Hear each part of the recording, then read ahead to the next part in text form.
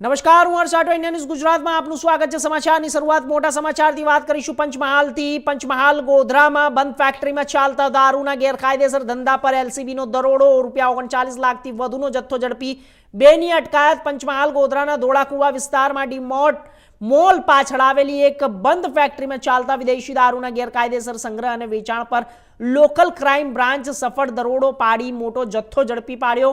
આ કાર્યવાહી દરમિયાન કુલ 39.18 લાખથી વધુનો મુદ્દામાલ કબજે કરવામાં આવ્યો છે। પોલીસને મળેલી ચોક્કસ બાતમીના આધારે જ્યારે ટીમે સ્થળ પર દરોડો પાડતા આરોપીઓ જ્યારે ભાગવાનો પ્રયાસ કર્યો હતો, જો કે પોલીસે 2 આરોપીઓને સ્થળ પરથી જ ઝડપી લીધા હતા। જ્યારે ટેલરનો ડ્રાઈવર ફરાર થઈ ગયો। પોલીસે ઝડપાયેલા દારૂના પ્રોહિબિશન હેઠળ ગુનો નોંધીને આગળની તપાસ હાથ ધરી છે।